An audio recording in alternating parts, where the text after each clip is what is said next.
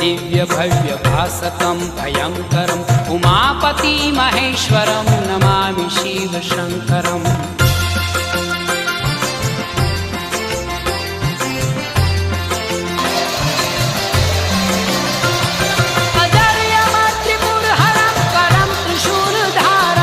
संसारपाशनाशनं भवाब्धिपारतारणं भजन्तु सर्वशिवहरे सुरासुरं पुरन्दरम् उमापति महेश्वरं नमामि शिवशङ्करम्।